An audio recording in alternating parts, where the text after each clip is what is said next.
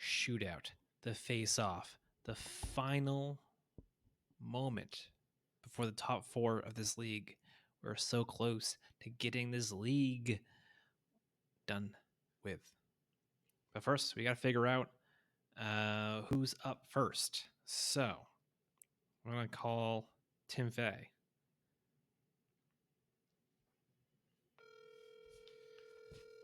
This is the order. Hello. Hi, Tim. How are you doing? I'm well. How are you? I'm doing good. I wanted you to help me randomly decide who's going to be playing. Okay. So I can do that. I have the numbers 1, 2, and 3, and I have names next to them. So pick two numbers. All right, 1 and 3. 1 and 3. That's Paul and Nick. We're gonna get the rematch first. Get it done. Get it out of the way. So good. Thank you. I appreciate that. And You are welcome. hopefully Nick will be ready. All right. All right. See you.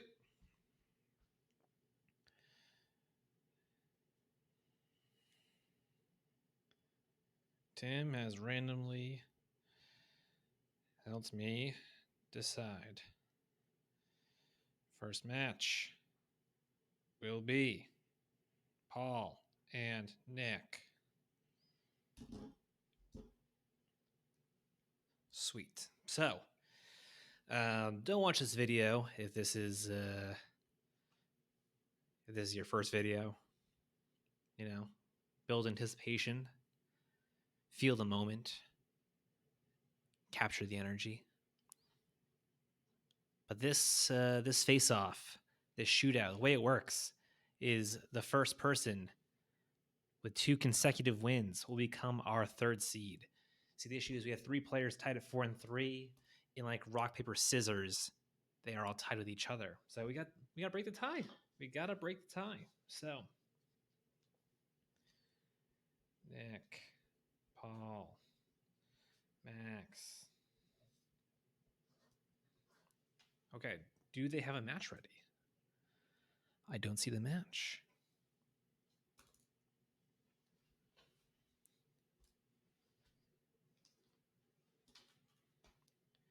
Nick says bring it. Nick is not logged in. Someone make a match.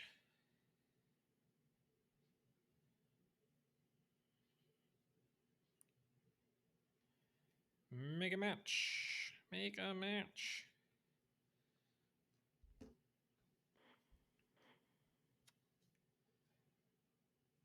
Yes.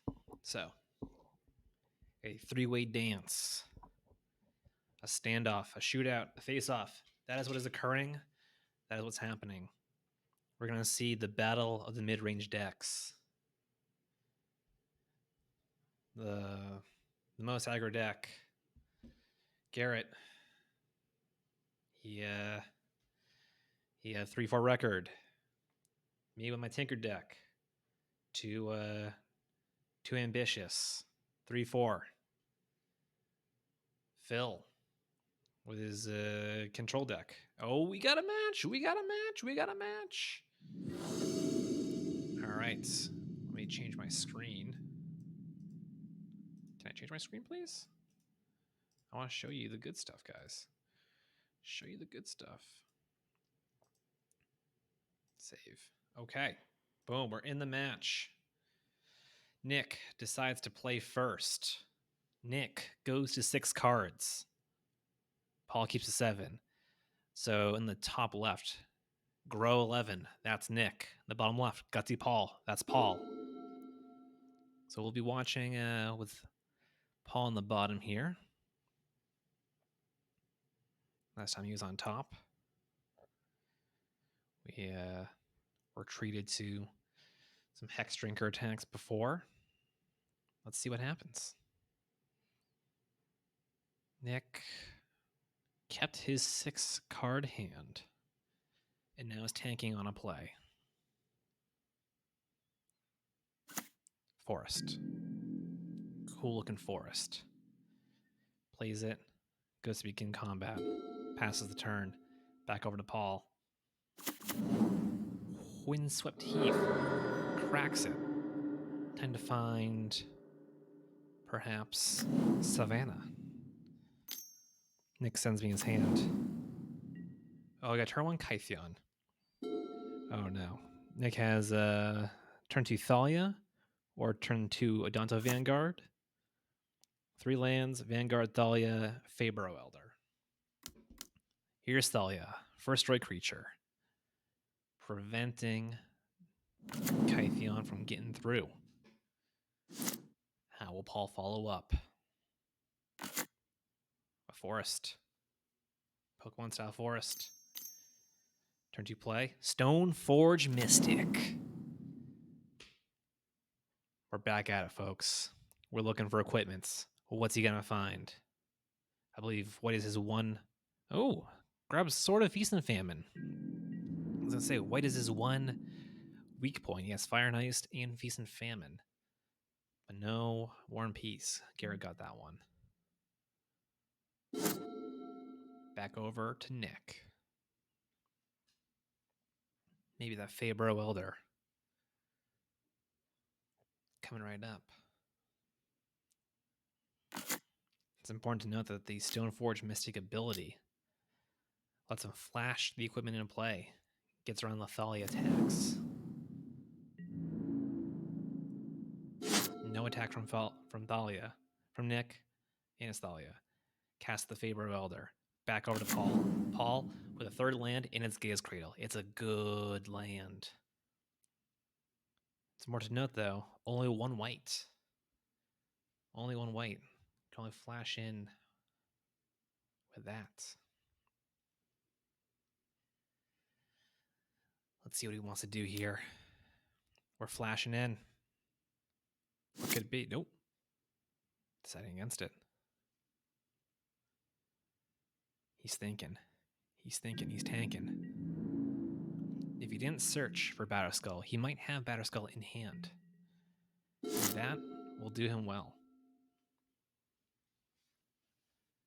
I'm thinking about this Batterskull. If it does exist. Oh, we got plays. A Blade Splicer. That's going to create a colorless 3/3 Golem. And because of Blade Splicer's ability, gives it first strike. Fabro, 2 mana, Sylvan, Caryatid. A lot of permanents on Nick's side of the field. He still has, I believe, Odonto Vanguard in hand. A lot of guys coming up the board. What does Paul have to fight that? 1 more mana, Paul. There it is. It is Batterskull. I knew it. Batterskull is here to play. Batterskull is here to party. If you can throw that equipment on it, it'll be big enough to get around the first strike. I hope he's aware, though. We have 5 power of a first strike in play.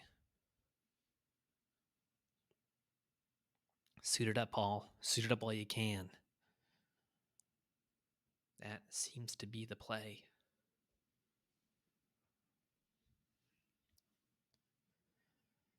Tanking on a play. Gaze Cradle is adding 3 mana. But because of Thalia's ability, the sword would cost 4. So he flashes the sword in, equips it. We got a 6/6 life link vigilance coming through, needing to be blocked. Oh no. Banishing Light. Banishing Light. What is he banishing? What could he be banishing?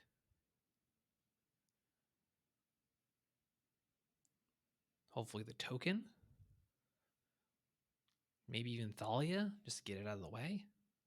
Gets rid of the token. The token's not coming back. Attacks are good. Batterskull coming on in. No profitable blocks here. Will he just take it? And he does. Nick now down to 16. Paul up to 23. Still has a Sword of Feast and Famine in hand and 4 other cards. 4 other non-land cards. I'm only seeing 1 white source. So I imagine there could be some double whites clogging his hand.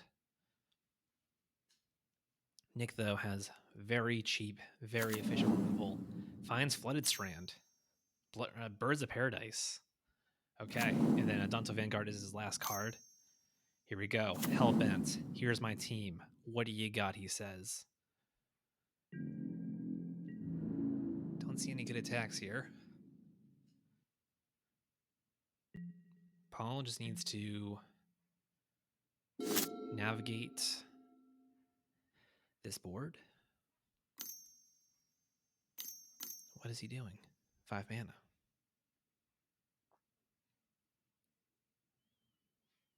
Tristani Discordant. That's going to create 2 guys, and it's going to buff his team.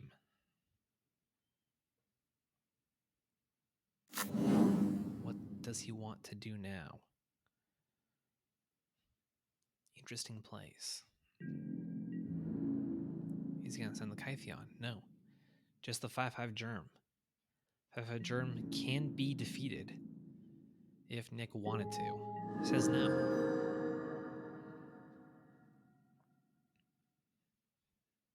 Thinking. Tristani's ability. Cracks Flooded Strand. Nick grabs an island. Here we go. 1 card in hand for Nick. Can he find his way out of this situation? A Knight of Autumn, a Reclamation Sage, something to get his Batterskull off of the field. Will give him a lot of time to figure this out.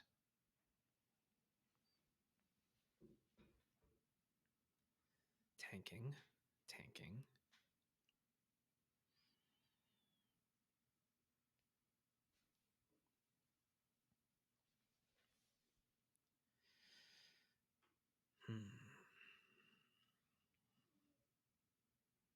I forgot to mention that Tristani creating those 2 tokens. Gale's Cradle is now tapping for 6 mana. Paul could still be stuck on white mana, but 6 green, 7 green, 7 green and a white. That's enough to play most of the cards in his hand. He's already favored on this board. But once again, has to navigate the situation. Nick tanking away. Thinking. He doesn't have to worry about mana. He's got 6. He's got 8 mana possible. Just needs to find an answer to Batterskull. 4, 5, 6. This is Convoke. This is Convoke. Nope. Okay.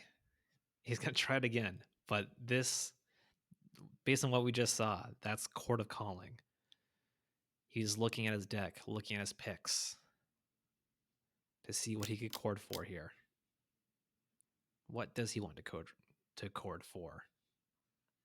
Like I said, Rex Sage, Knight of Autumn, something that can take care of Batterskull.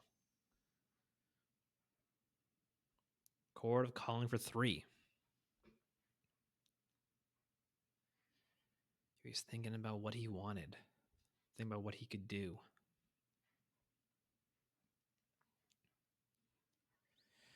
Chord for 3. I'm anticipating Knight of Autumn. Maybe.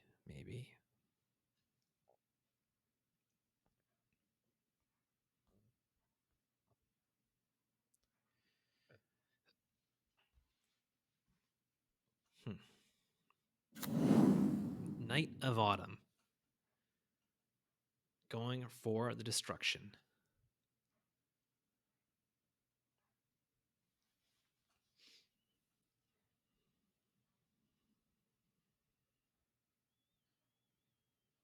Destroying an artifact. Goodbye, Batterskull.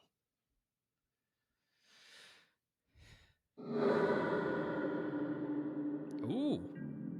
Because of Tristani, the germ is still alive. That 0/0 germ is a 1/1 germ. Alive and well. That is important because Gaia's Cradle counts every single creature. There's another white source. That might be what Paul needs to take it over the top. Giving Kytheon indestructible would be huge. Transforming him into a planeswalker would be huge. Let me just see what he does. Plays Navson's Pilgrim. Why not? It's free. Gideon can give guys indestructible, untap them.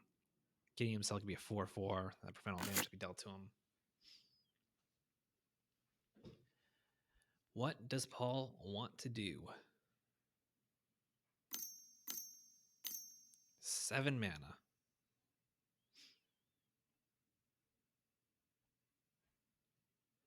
I think this is going to be the sword. Oh, it's a mare. It's a mare.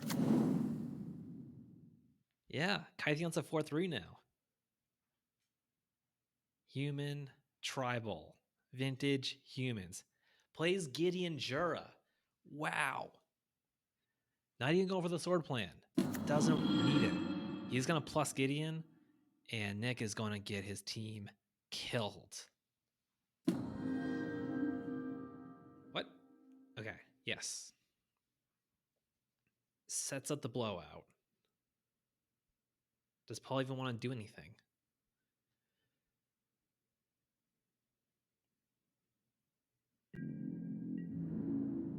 Thinking. Okay. Sends Kytheon, Stoneforge, Soldier. Kytheon can get killed here, but I guess at what cost? Will it be worth it? Is Paul's team just too big? It's a big team. Okay. Caryatid, favorably blocking the Stoneforge. Thalia getting a free kill. Adanto Vanguard. Might stay alive here.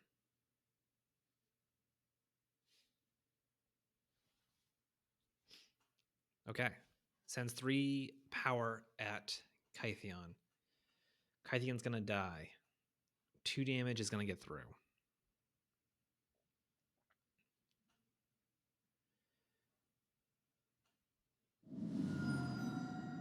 Goes down to 6. Yikes. To keep his guy alive.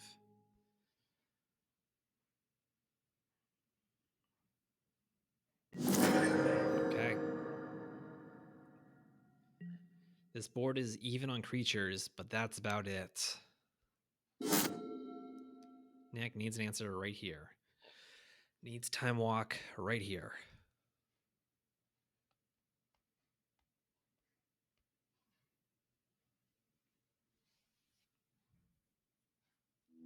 No. No Time Walk. Paul was able to figure it out, find the right lines. Nick scoops it up, 1 card in hand, and all of his guys going at Gideon Jura. Was not looking promising. But now they'll go to sideboards. Let's see what we got. I know Paul's deck pretty well. Baneslayer Angel as a way of putting up an air defense.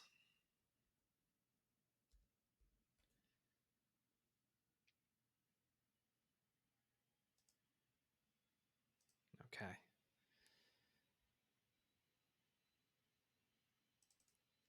I'm going to pause right here, and we'll get back to the game very shortly. 1 moment.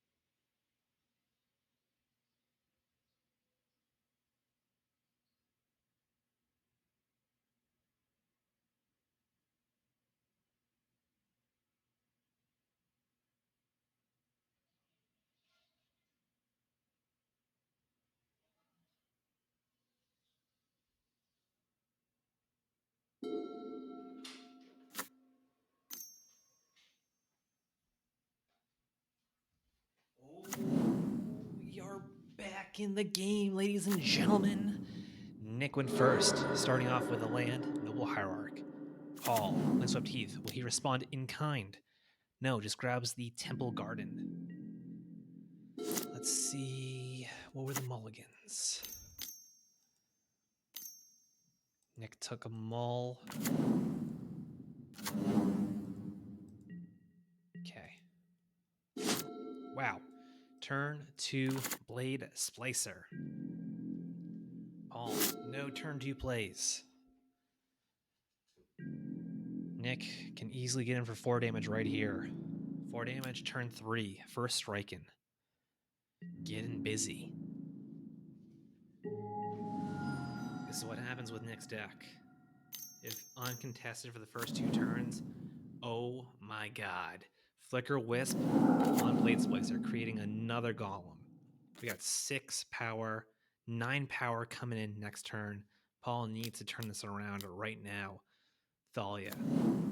Perhaps a turn too late here. She does have first strike, but so those golems. Nick could even choose to just swing in with the Flicker Wisp. 4 damage exalted in the air. 3, 4, Tribunal. Convoke, removing that Thalia. Like I said, Nick with tons of cheap, easy, effective removal. 9 power on turn 4 coming in. Putting Paul down to 6. Paul, not sure what he could have here. He got run over. Game could have been different had Paul been on the play. Had Paul had a turn 1 play, but alas, he did not. We're going to go to game 3. Game 3, Paul's going to be on the play. Going to be able to get out perhaps a mana producer or a mox. There are a lot of options on the table here. Quick sideboard. Very quick sideboard. These guys know what they're doing. They just need the hands to do it. Paul going to game 3 on the play. Will we see good hands? Will we see lands and spells? Paul, snap, keep. Nick keeps as well. It's on. Game 3 is happening. Forest, tap, Arbor Elf. This is what I was talking about. Both players want turn 1 plays, turn 1 action, turn 1 Birds of Paradise. This is going to be a slobber knocker, folks. This is going to be a match to behold. Temple Garden, very important. Comes into play tap, though. He's going to untap it. Cool. 2 mana. Sylvan Library. Perhaps just as important as curving out is having the draws you want. And Paul just secured that. If Nick doesn't have an aggressive play this turn, Paul could even stand to even draw an extra card off Sylvan Library.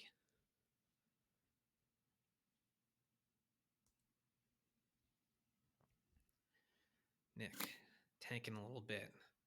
Think of an answer. Choosing what kind of line he wants. 3, Faeburrow Elder. More ramp. Setting up for an even bigger turn next turn.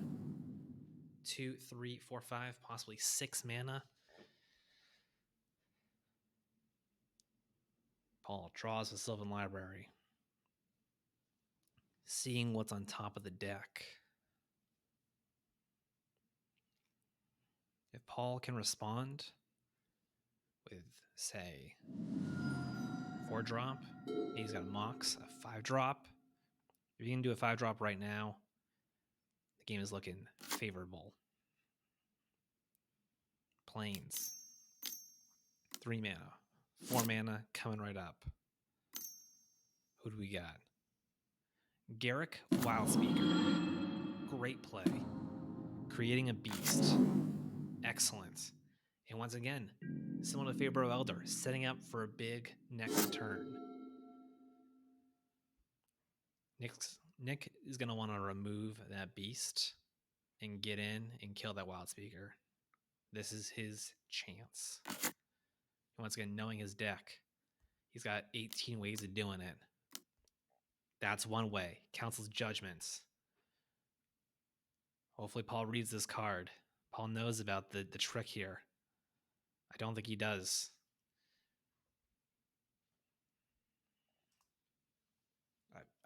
I'm not going to intervene.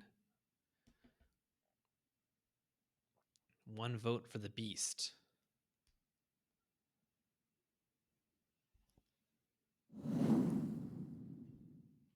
Beast is gone. 2 votes for beast.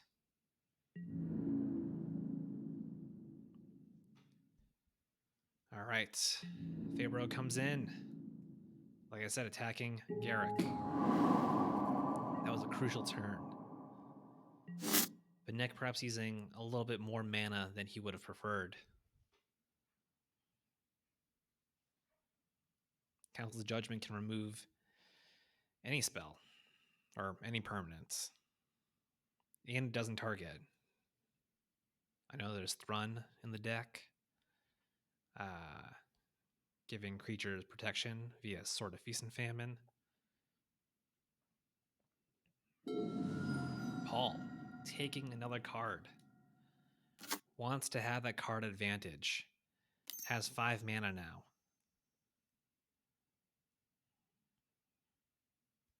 Plays Kytheon.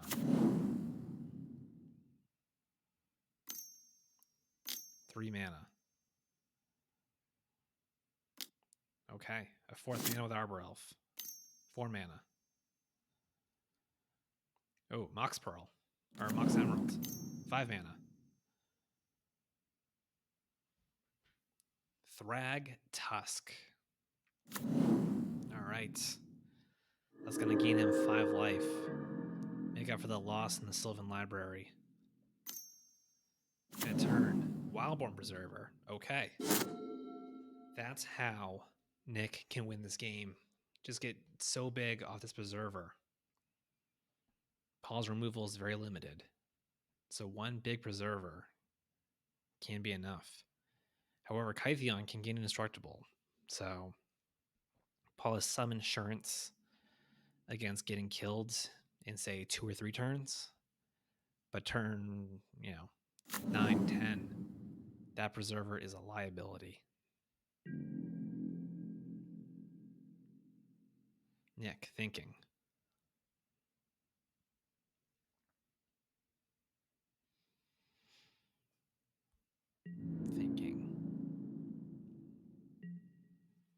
Passes the turn. 3 mana up, though. 3 mana up. 4, 5, 6, 7 possible mana. This smells a lot like Restoration Angel to me. This smells like Path to Exile. Wow. Takes another card.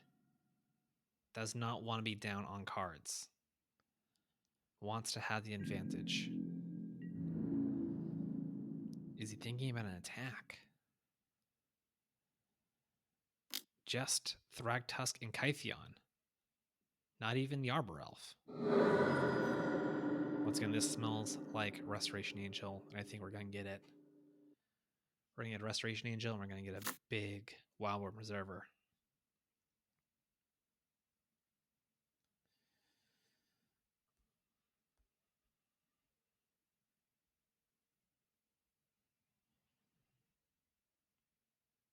Thinking.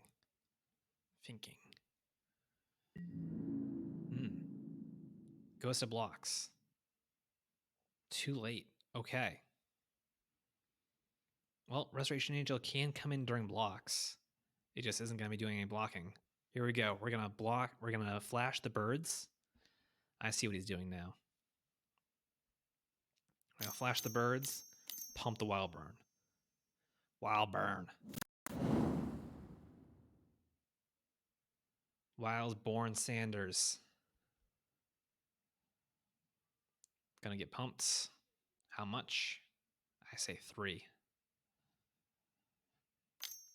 Yes.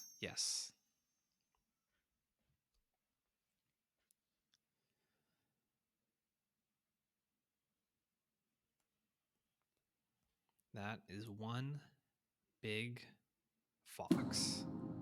Elf archer.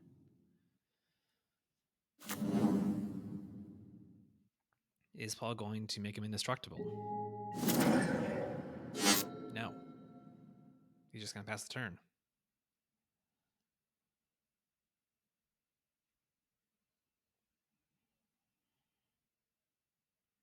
Back over to Nick. Nick with a commanding board here.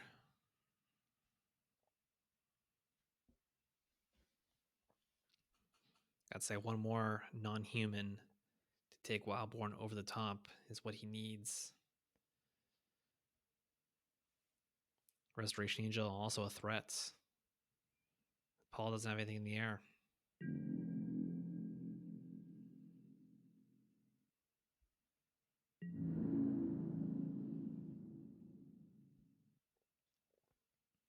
Trying to think of what instance Paul could have. The answer's none.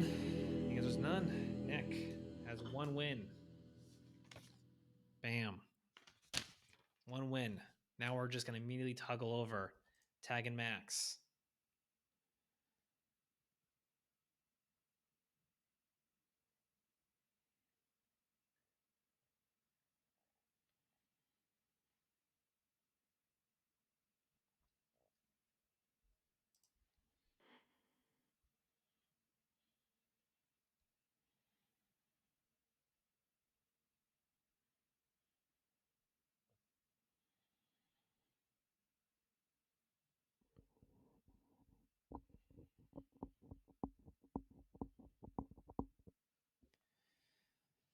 All right, we're going to go straight to Max versus Nick. Once Nick gets in the game.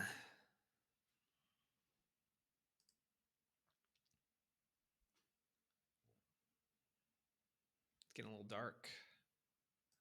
Getting a little dark. I have to turn on my light over here. Let's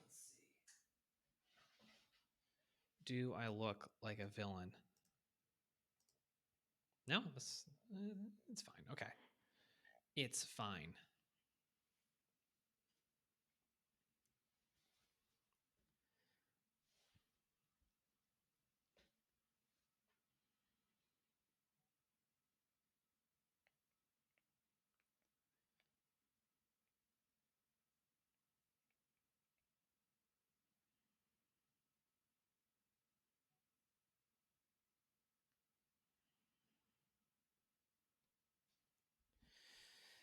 Nick, join the GD game.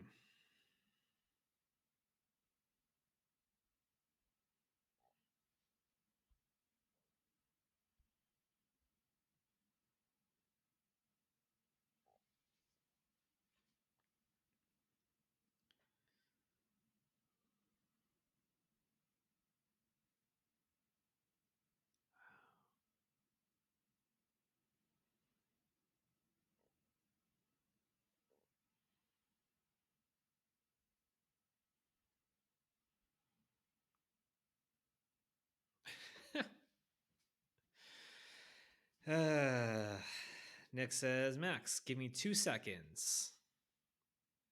And Max says, I'll get a quick smoke then. All right. Well, while Max is smoking, this match is going to commence. And let me toggle over. Edit this, change. Good. Match started.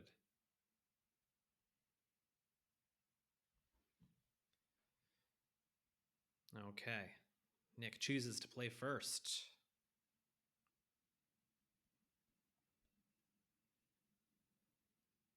It's a cold, windy, stormy day out here in Somerville. Nick keeps his hand. Back over to Max. Max takes a mull.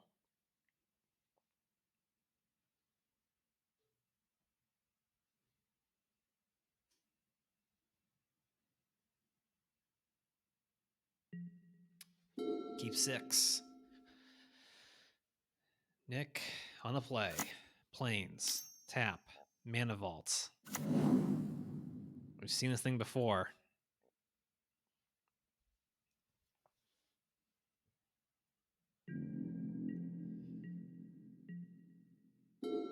I think Mana Vault is especially made for Hex Drinker. We have an Inquisition of Kozilek. Thank God for discard. Now we get to see what's in everyone's hands.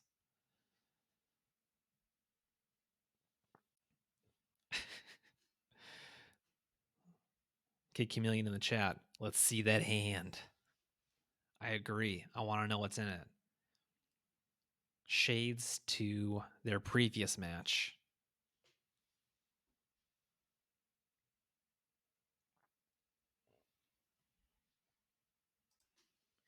Yes, we will. Revealed.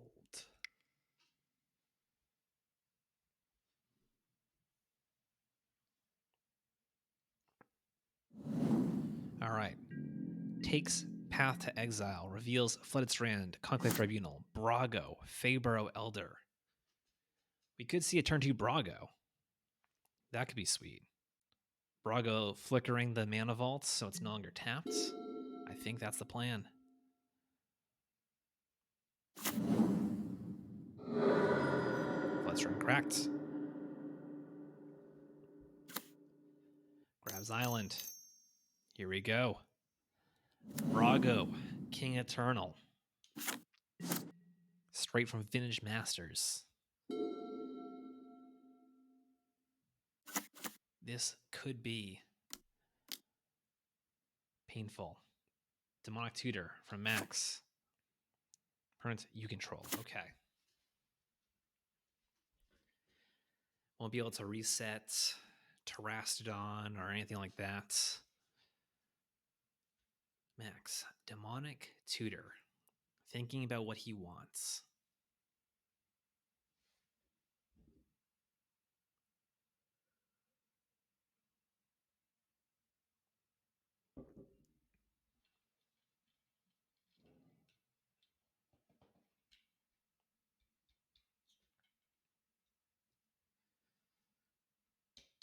Thinking about Demonic Tutor.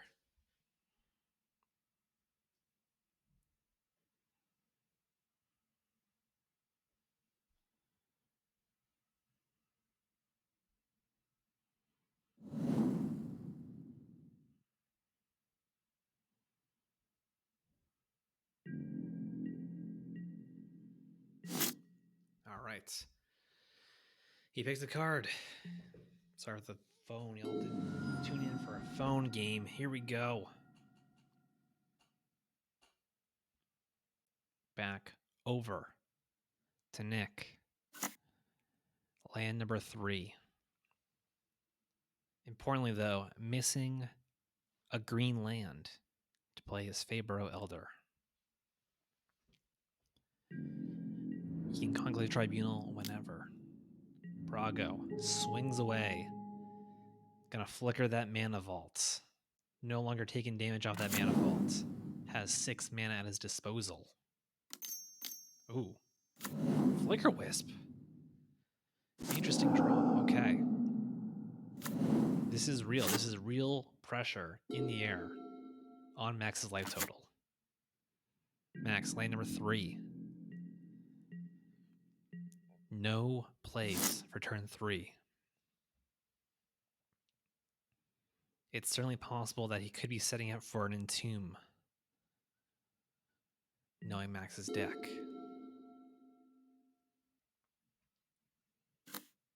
And there's the Forest. Nick hitting his land drops. 5 damage coming in. He can flicker the Flicker Wisp if he wants. Yeah.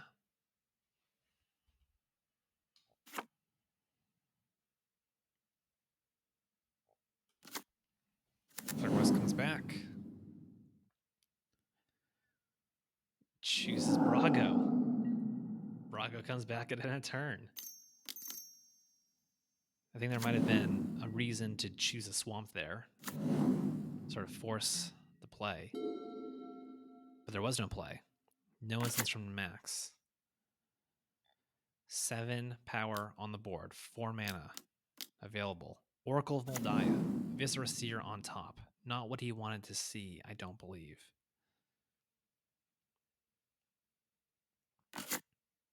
Plays a forest for his turn. Passes.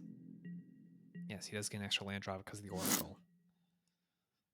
This all could be part of the plan to hard cast some big creatures. Terrastodon, Woodfall Primus.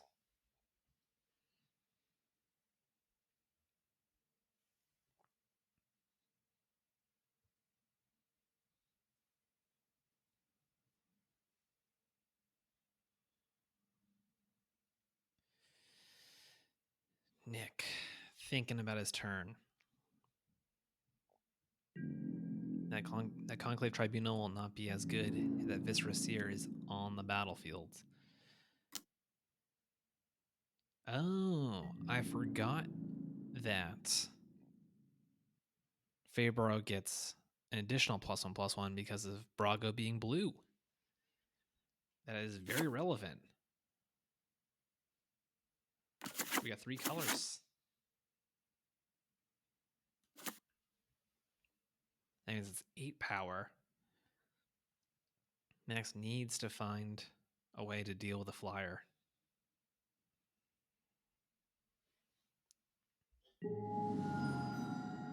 Brago, flickering.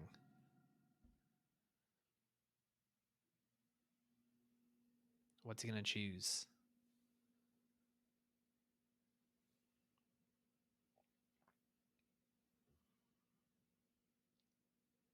Chooses the Faber Elder. Faber Elder tapping for mana. Tapping for mana. Okay. He could have. He could have Restoration Angel. That would have been a sweet draw.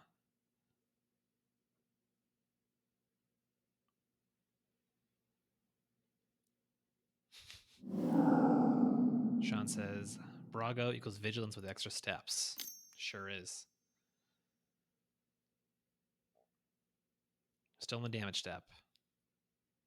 Wildborn Preserver, perhaps? Or it could be a Cord. Cord would be huge right here. Whoops, wasn't supposed to target that. I don't know what's going on.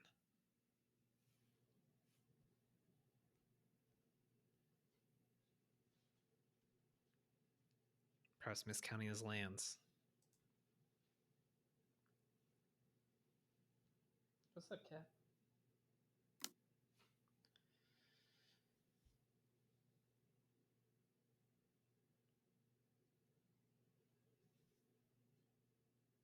Cord calling for 5. Max scoops it up. Can't get the machine assembled quick enough. But here's where sideboards are very important. Max, in the past, has sideboarded into a Jund deck. Things like Fatal Push come in. Smaller creatures. Interactive creatures.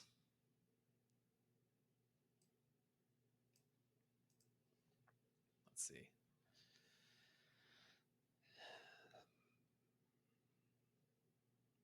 Sakura Tribe Elder coming in.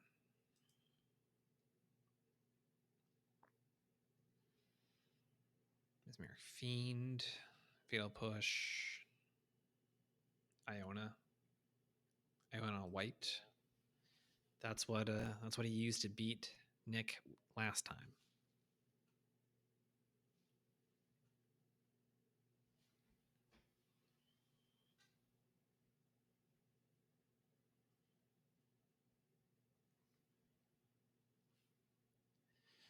A lot of sideboarding will occur here.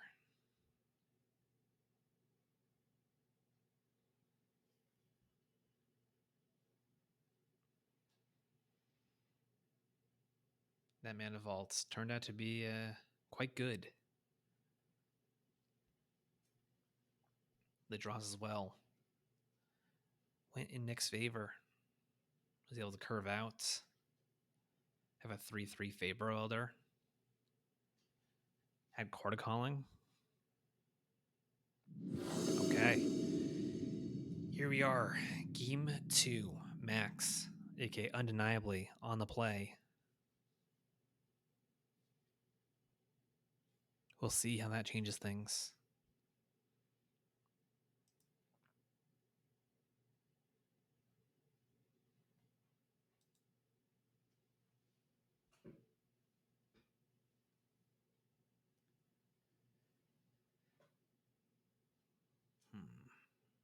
Mulligans to 5 cards.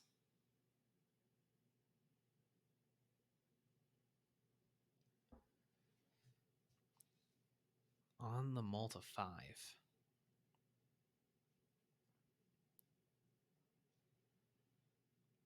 Perhaps looking for the combo. Overground Tomb tapped. Back over to Nick with his 7 cards.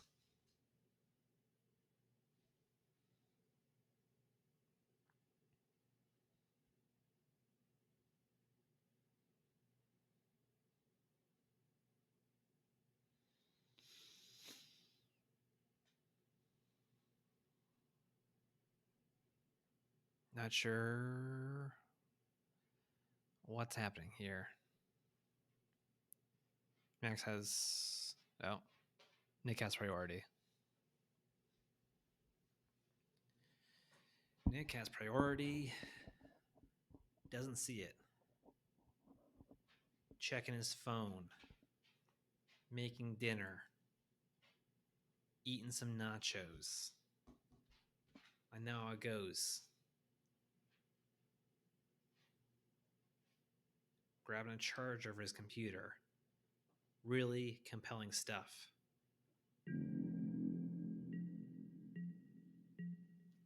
Okay. Over to Nick now. 8 cards in hand. Turn 1. What does he have? Just a forest. No turn 1 play. Max, though. Turn 2. Survival of the fittest. That's a key piece of the engine.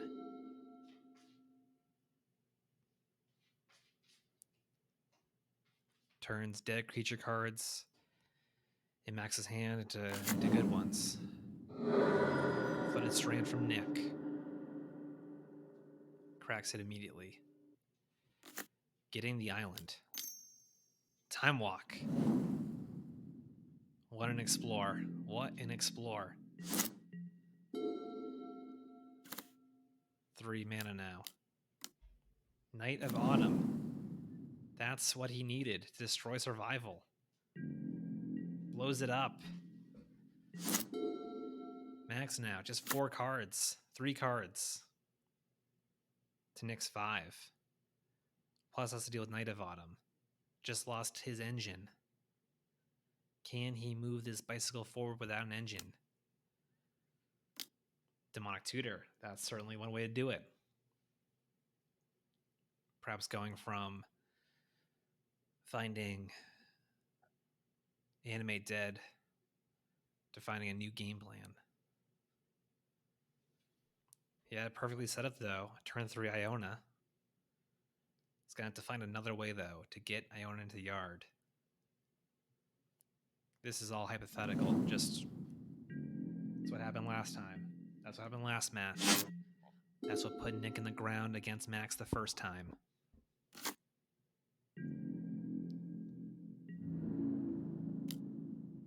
Knight of Autumn coming in. Swinging for 2. Getting in damage. Nick now. 4 cards. 5 cards in hand, 4 mana. Just passes. Entomb. What is this now? Aven Mind Sensor. Oh no. Nick, Max coming up with the top 4 cards of his library. Still finds Woodfall Primus. Still finds a viable target. You know, that's not Iona. That's not what he was looking for. But hey, it's a card. It is a card, though, that can get Path to Exiled, Swords to Plowshares. These things happen. What is Max going to do here?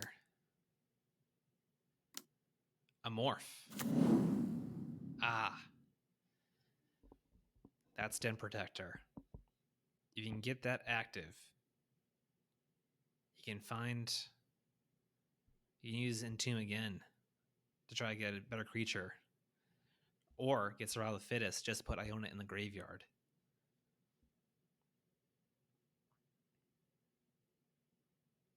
Kid Camille in the chat, wooing at finding Woodfall off of the Aven Mind Sensor.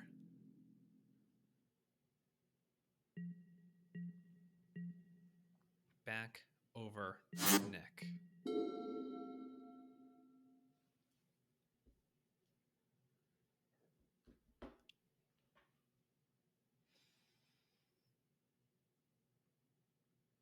What is happening here?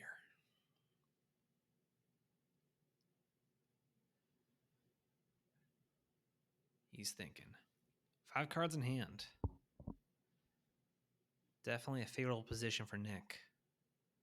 Life advantage, card advantage, permanent advantage.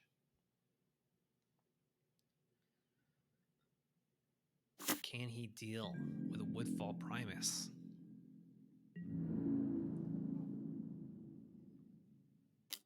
Swinging for 4. I doubt Max wants to block here.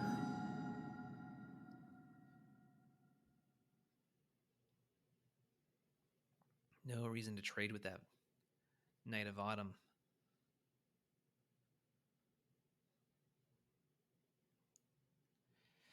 Nick in the tank. 5 mana available. You can remove the morph. You can play another creature. Thalia. Making sure to tax Max wherever possible. Max hitting his 4th land now on turn 5.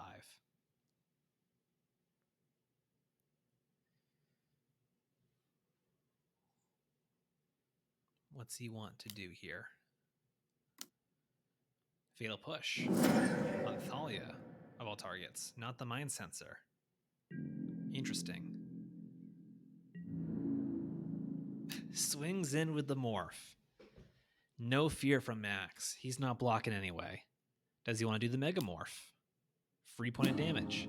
There it is. Den Protector, face up. What's he getting? Gets Fatal Push. Fatal Push is one way to deal with all these creatures. Back over to Nick.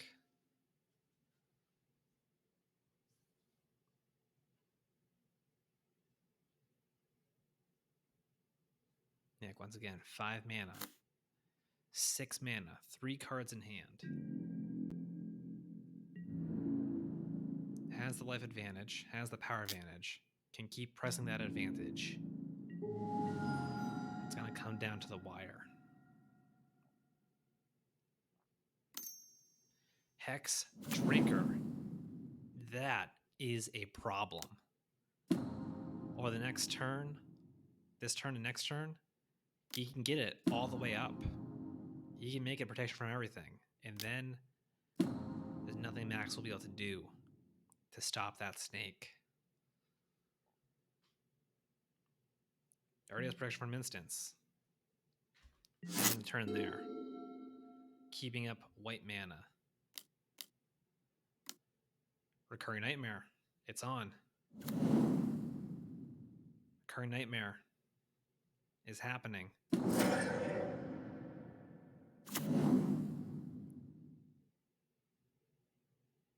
Problem is, if he levels up the Hex Drinker all the way, chose the tapped plains. Why the tapped plains?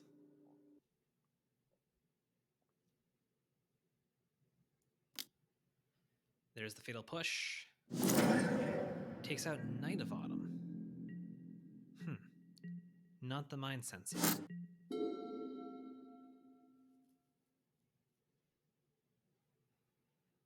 Perhaps didn't want it flickered. 5 mana now. We're leveling up Hex Drinker. Hex Drinker, getting big, getting busy.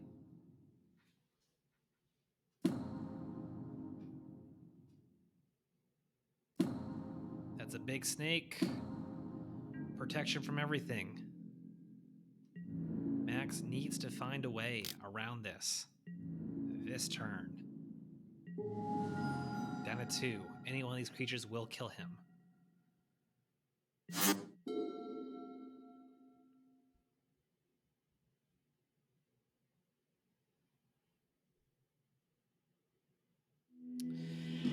There we go. Nick rattled off 2 consecutive wins.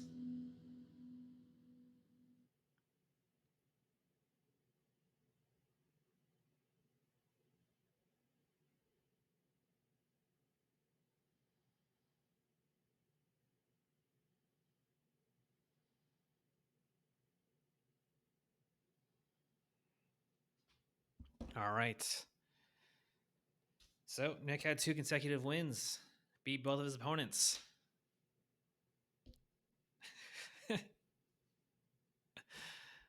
Max, so the simple, fuck me. Yeah. It was intense. For all the marbles. Prison rules.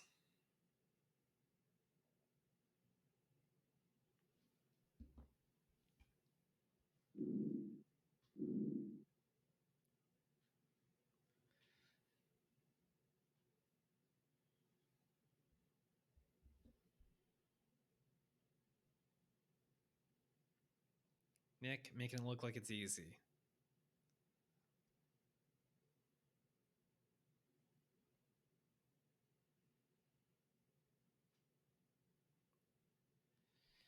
All right. Waiting on Max. This is the final game of the undercard. And now we're getting into the big leagues. Big league boys.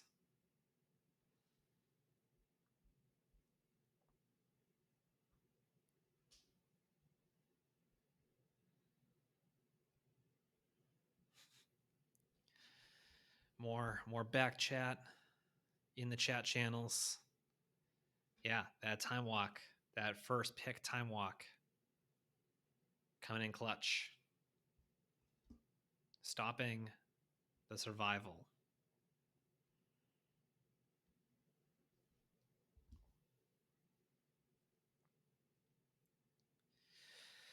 Wait on Max. Max versus Paul. This is it.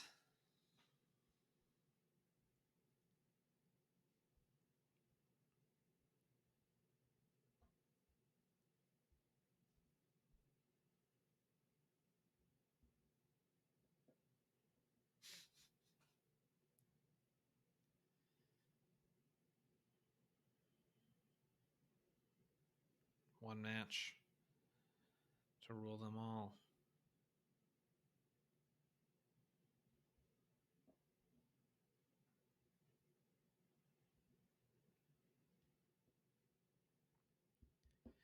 Just waiting now for Max to get in the zone. Get in this match.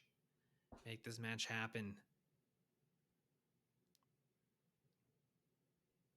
Give us the exciting conclusion.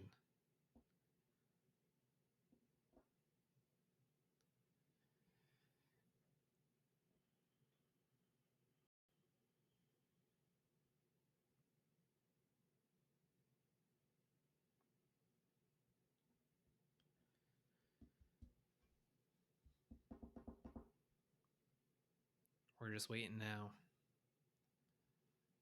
for this conclusion. This pivotal moment. There it is. We are live, folks. Let me move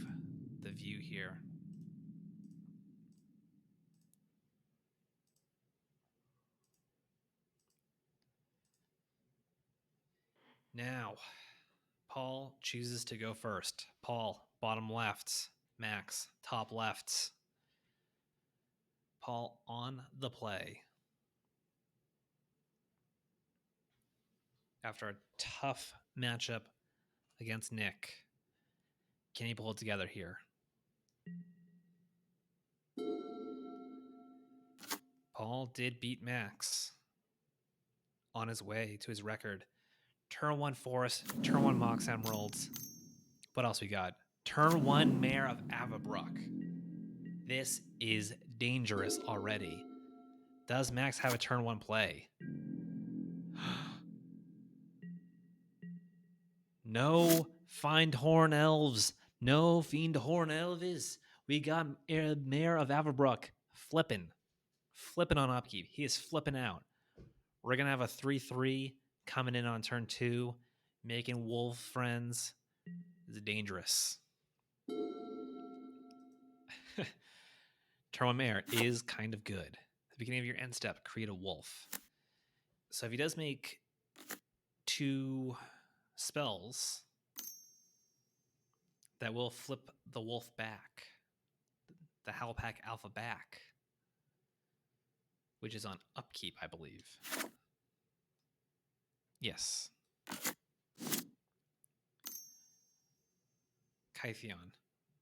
Kytheon's a human. This could be Vintage Human's plan. 3 damage. Coming in. Coming right at you. Only cast 1 spell. Creates a wolf. 3/3 wolf. 6/8 power on board turn 2 for Max. Sikurjai Elder. That's a good blocker. It's a good blocker. However, it's going to be important that Kytheon is going to flip. And we need to wonder from Max, is it worth just blocking the Kytheon? And then for Paul, does he want to protect the Kytheon? I don't see why not. Here we go. Crashing in. 8 damage. Blocks up. Blocks the Kytheon. How far are we taking this? Who will blink first?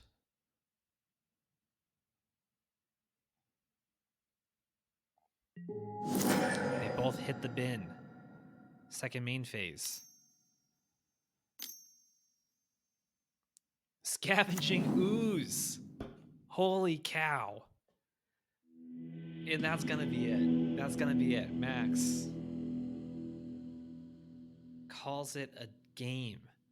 Turn 1 on the play. Mare of Avabruck. That is huge. That's what makes this Vintage Cube so swingy. Turn 1 Mox. Turn 2 Time Walk. Turn 1 Lotus. Max is the one with the Lotus. He could repay the favor. Have an insane turn 1 play. Crack for black mana. Entomb. Animate Dead. Iona. White. Game Blouses. Okay. Game 2. Max now is on the play.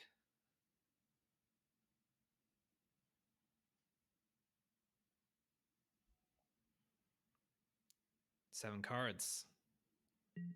Paul, keep 7 cards too. Starts off with a turn 1. You want to hear it. Fiend Horn Elvis. Turn 1. Paul with a Windswept Heath. Tracks Heath. Finds. Temple Garden. Tapped. No other effects. Back over to Max. Swamp. Fauna Shaman. Engines are humming. Not quite as good as Survival of the Fist right here, but Paul has has very minimal interaction. I don't think he's got anything that can deal with this Fauna Shaman right here, right now. So he's gonna Scavenging Ooze.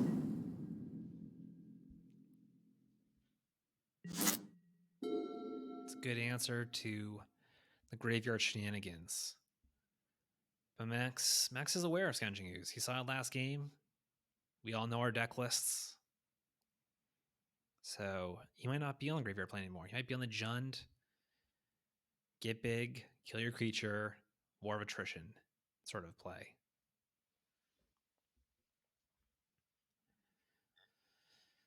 What he gets with Fauna Shaman will be important. Plays a forest, not a swamp. I know Chupacabra is a very, very legit card here. He's also got to think, what can I afford to put in my graveyard to get eaten by the Skoos? Plays Sakura Tribe Elder. Very interesting. Does not want to go for pitching the creature yet. Now when Paul has mana up. Paul is tapping out. Sword of Feast and Famine. Is this good?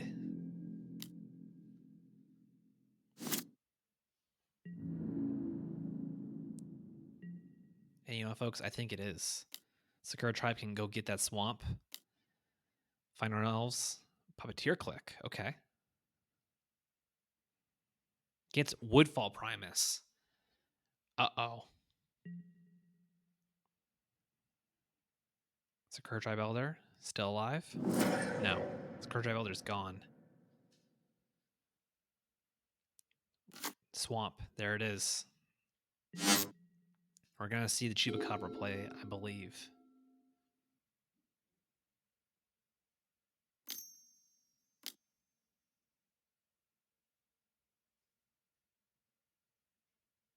Fauna Shaman pitches the Woodfall Primus. 1 second. Just hear noises.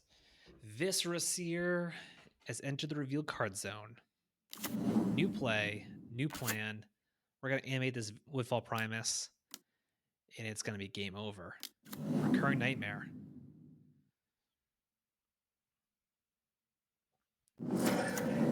Here comes Woodfall. Woodfall's going to destroy that Sword of Feast and Famine real quick now. No. Destroys the Temple Garden. Destroys the Temple... Oh. Because it's going to come back. Duh. Okay. Paul putting those shields down and getting killed for it. Max wins game 2. We're going to game 3. All the marbles.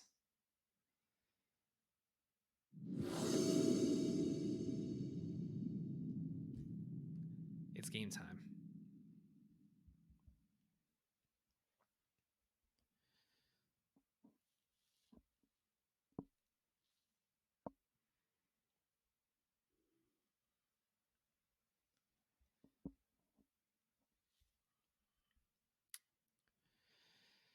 Paul on the play. Takes a mulligan. Trying to find a better hand. Max keeping his 7. Paul down to 5. Not what you want to see game 3, but if he can find a hand like he did game 1, it won't matter. A turn 1 mare will be the end of this game.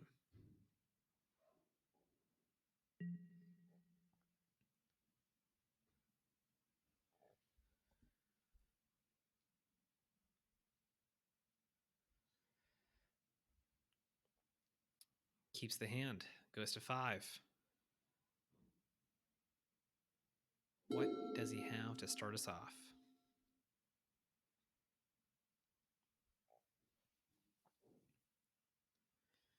Does he have land Mox? Does he have land Manadork? Plains.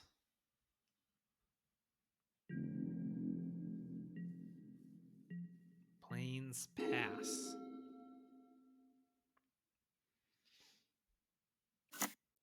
Forest. Forest pass. Back over to Paul. Windswept Heath. Cracks it. Goes searching. Savannah. 2 white. Stoneforge Mystic. Now that's a hand worth keeping. A turn 2 Stoneforge and a turn 3 Grabs Batterskull.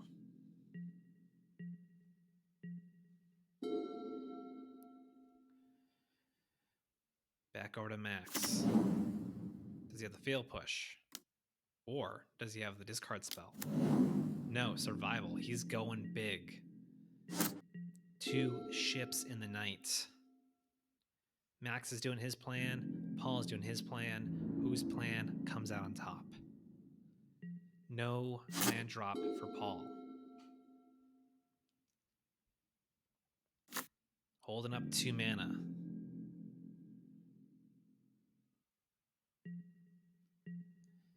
Max, no plays. End step. Let's see this Batterskull. Batterskull. This, however, could get field pushed. The token has no CMC.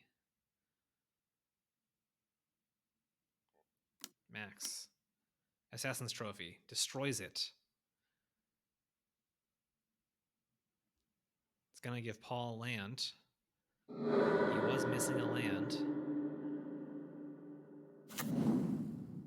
Gets a forest. Back over to Paul. Can Paul recover? Max, 5 cards in hand. Survival of the Fittest. Active. 3 mana now.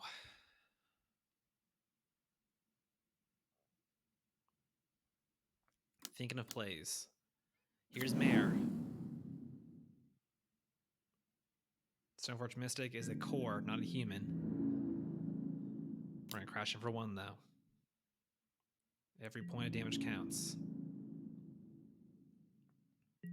And Max takes his turn, setting up survival. Just discarding creatures. That'll cause the Mare to flip. Survival. Gets rid of Fauna Shaman. What's he getting? Murderous Redcap. That deals with Mare. Max is gonna just War of Attrition. Beat Paul down. Destroy his creatures. 2 damage. Goodbye, Mare.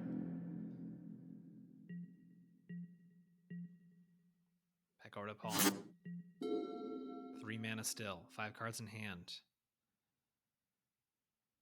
Does he have a 4th land? Does he assign a flash in with Stoneforge? 2 mana. Scavenging Ooze. That's something that you like to see.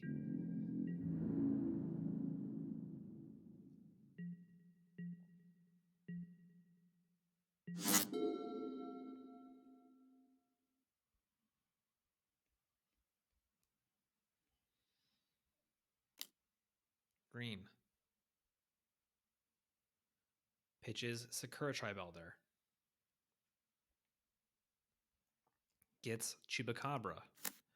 Land number 4, here comes Chupacabra.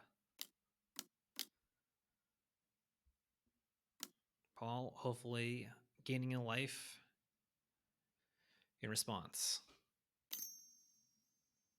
Taking out Fauna Shaman. Taking out Sakura Tribe Elder. Takes out Sakura Tribe Elder. Chupacabra coming down. Taking out the Scoops. 2 damage coming in. Yes, Redcap coming in.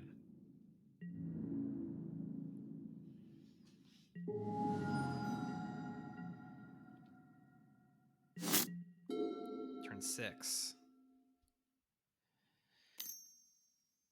Arbor Elf. Okay.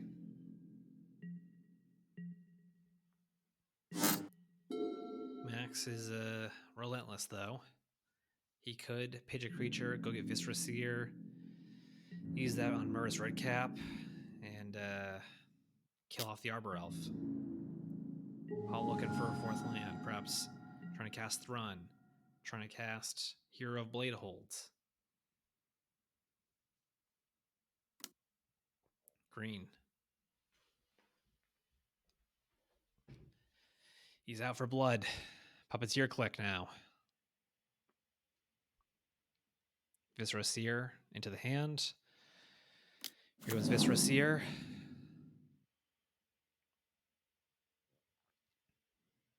Viscera Seer kills the red cap. Red cap, gotta kill that Arbor Elf.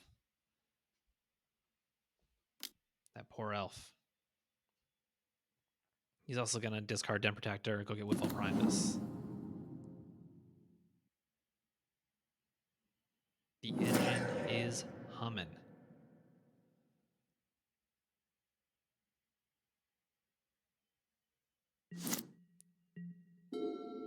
Fourth land.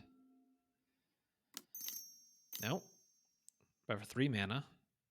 Vivian. Try to dig for a creature. Try to distract. Get his life total chipped.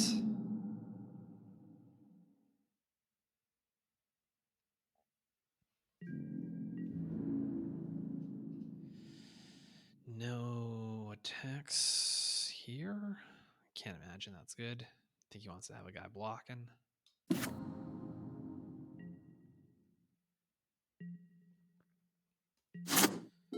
With Vivian, he can play this mystery card.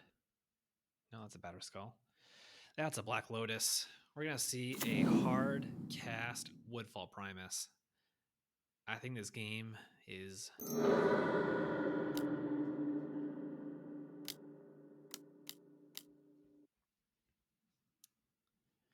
Yep. There it is. We have wrapped up the preliminary rounds. We now have our top 4 set. Thank you for tuning in.